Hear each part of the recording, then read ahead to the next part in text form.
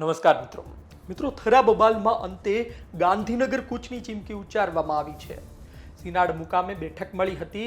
લાખણેશ્વર મહાદેવ જાગીર મઠ ખાતે ચૌધરી સમાજના લોકો એકઠા થયા હતા। શું વાત કરવામાં આવી છે, શું કહ્યું છે, વધુમાં વિસ્તારથી વાત કરું તો આપને યાદ હશે કે થરામાં દેવ દરબાર જાગીર મઠમાં અજમલભાઈ ચૌધરીને માર મારવામાં આવ્યો। તેનો વિડીયો સોશિયલ મીડિયામાં વાયરલ થયા બાદ સવાલો થયા હતા કે આ ભાઈ ક્યાંના છે, શા માટે માર મારવામાં આવે છે। સમી તાલુકાના દાદર ગામના તેઓ વતની છે। તેઓ પોતે થરા મુકામે આવ્યા હતા, ખરીદી કરી રહ્યા હતા। ત્યાંથી દેવદર નાળા પાસેથી તેમને ઉપાડવામાં આવે છે, કહેવામાં આવે છે તેમનું અપહરણ કર્યું અને ત્યારબાદ દેવ દરબાર જાગીર મઠે લાવી માર મારવામાં આવે છે। તેની પાછળ 1.5 વર્ષ પહેલાની બબાલ જવાબદાર ગણવામાં આવે છે, સિનાડ જાગીર મઠ અને દેવ દરબાર જાગીર મઠ વચ્ચેની। હવે ફરી એક વખત બેઠક મળી હતી સિનાડ મુકામે અને ચૌધરી સમાજના આગેવાનો હાજર રહ્યા હતા। કહ્યું છે કે આવનાર દિવસમાં ગાંધીનગર પહોંચવામાં આવશે જો આ બાબતે ફરિયાદ નહીં લેવામાં આવે તો। તમે સાંભળો કે અજમલભાઈ ચૌધરીએ શું કહ્યું અને આ સાથે ત્યાંના આગેવાન ભીમાભાઈ ચૌધરીએ શું કહ્યું। ન્યાયના માટે જે આ પ્રકરણ થયેલું છે 11 તારીખે 11/7 થી આજે 21 દિવસ થયા છે, મને જે ન્યાય નથી મળ્યો, જે બલદેવનાથ માથે એફઆઈઆર કરેલી હતી એ એફઆઈઆરની માલિમકાથી જે અમને નામ આડાવડું કરી અને મેં નામથી કાઢી નાખ્યું તો ગોટાળા ચડાવ્યું છે। એ એફઆઈઆરમાં આ સમાજને મેં એમ બોલાવી હતી કે હજુ સુધી એફઆઈઆર થઈ નથી, એફઆઈઆરમાં એનું નામ નહીં દાખલ થાય ત્યાં કરી હું આ ધપ્પાનો નથી। મારી માંગ એવી છે એક જ કે આ જે એફઆઈઆરમાં નામ એનું કાઢ્યું, એફઆઈઆરમાં નામ દાખલ થાય અને એને આરોપી તરીકે ઠરે એવી મારી માંગ છે।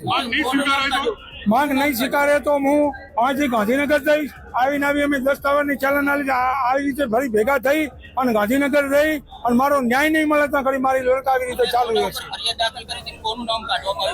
અમારે મેં નામ પહેલું મુદ્દામાં મોખરે નામ બલદેવનાથનું લખેલું હતું અને એનું નામમાંથી કાઢી નાખવામાં આવ્યું છે, તો એનું નામ ફરી દાખલ થાય અને એને પોલીસ તપાસ કરી અને એને એરેસ્ટ કરી મારે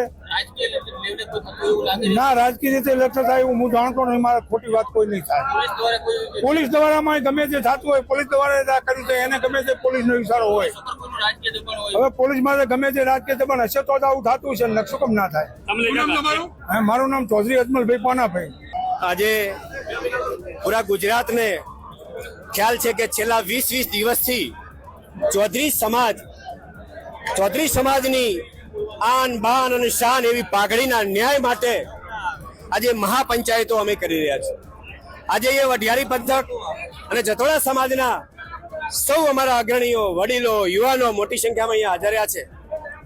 અલગ અલગ પરગણામાંથી પણ સમાજના અમારા અગ્રણીઓ, યુવાનો આજે આ મહાપંચાયતમાં હાજરી આપી છે અને અમારી એક જ માંગ છે, જે પ્રકારે હજારો કરોડો લાખો લોકોની શ્રદ્ધાનું કેન્દ્ર દેવ દરબાર મઠની અંદર અને મઠમાં વહીવટ કરનારા મહંત એક ચૌધરી સમાજની અદાવત રાખીને અમારા આગેવાનનું અપહરણ કરાવીને અને મઠની અંદર લઈ જઈને જ્યાં લાખો લોકોની શ્રદ્ધા છે એવા શ્રદ્ધા કેન્દ્ર ઉપર ઢોર માર મારે, નગ્ન કરે, બંદૂક ભીડાવે, જાનથી મારી નાખવાની ધમકીઓ આપે, છતાં પણ 5 દિવસ સુધી અમારી ફરિયાદ લેવામાં ન આવે, પોલીસ સ્ટેશન છાવરતું રહે અને ન્યાય ન મળે, એટલા માટે અમારે આ મહાપંચાયતો આજે અહીંયા કરવી પડી છે। પૂરા ગુજરાતે જોયું છે કે જે ઘટના ઘટી છે વખોડવા લાયક ઘટના છે અને એટલા માટે જે અમારી મૂળ ફરિયાદ હતી અને જે ફરિયાદ પોલીસે દાખલ કરી છે એમાં વિસંગતા ઊભી થઈ અને એટલા માટે અમારે કાયદાકીય રીતે, સમાજની રીતે આ લડત લડવાનો અમારે વારો આવ્યો છે। બિલકુલ જે પ્રકારે થયું છે, પોલીસ કોના દબાણમાં કામ કરી રહી છે, પોલીસ શા માટે કાયદેસરની ફરિયાદ દાખલ ન થાય, મુખ્ય આરોપીનું નામ ન આવે, કોના દબાણમાં કામ કરે છે, આજે હું આપના માધ્યમથી પૂછવા માંગુ છું। પોલીસ શા માટે અહીંયા, પોલીસનું શું કનેક્શન છે થરા મઠ ખાતે, તે વારંવાર આવા કૃત્યોને છાવરવામાં આવે છે। પોલીસ જે મેઇન અપહરણ કરાવનાર છે, જે દેવ દરબાર મઠના મહંત છે બળદેવનાથને પોલીસ છાવરી રહી છે, એમને મદદ કરતી હોય એવું પહેલા તબક્કે ચૌધરી સમાજને અને અન્ય સમાજને 18 આલમને લાગી રહ્યું છે। અત્યારે અમે 10 દિવસનું અલ્ટિમેટમ આપ્યું છે।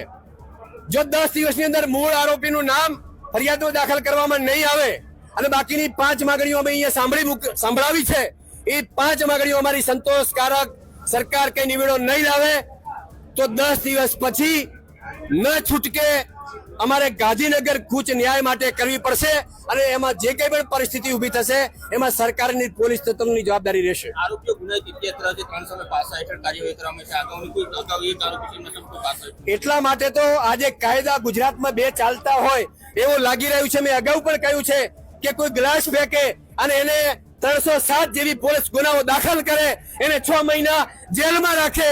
જ્યાં આખા ગુજરાતે ઘટના જોઈ છે, 5-5 દિવસ 20-20 દિવસ ન્યાય માંગવા પડે. આમાં 307 જેવી કલમો પણ લગાવવામાં નથી આવી. મારું નામ ભેમાભાઈ ચૌધરી. તો આપે સાંભળ્યું કે શું કહેવામાં આવ્યું. ગાંધીનગર કૂચની વાત છે ભાઈ હવે. અને જો ખરા અર્થમાં એક સમૂહ ગાંધીનગર તરફ કૂચ કરે છે, ગાંધીનગર પહોંચી પોતાના વિરોધની વાત મૂકે છે, તો પછી સમજી લેવાનું કે ઉત્તર ગુજરાતમાં થરા આજુબાજુના વિસ્તારમાં તેની મોટી અસર પડી શકે છે. સામે પણ કોઈ સામાન્ય વ્યક્તિ નથી. દેવદરબાર જાગીર મઠની અસર ત્યાંના અમુક તાલુકામાં થાય છે, ત્યાંના રાજકારણ પર થાય છે. એટલે જોઈએ આવનાર દિવસમાં શું થાય છે. અજમલભાઈ ચૌધરીનો જે વિડીયો વાયરલ થયો હતો ત્યારબાદ સવાલ એ હતા કે આવું શા માટે કરવામાં આવે છે, આ પ્રકારની લુખ્ખાગીરી કેમ? જોકે ત્યારબાદ કાર્યવાહી પણ કરવામાં આવી હતી, પરંતુ વાત એ છે કે કાર્યવાહી અધૂરી છે.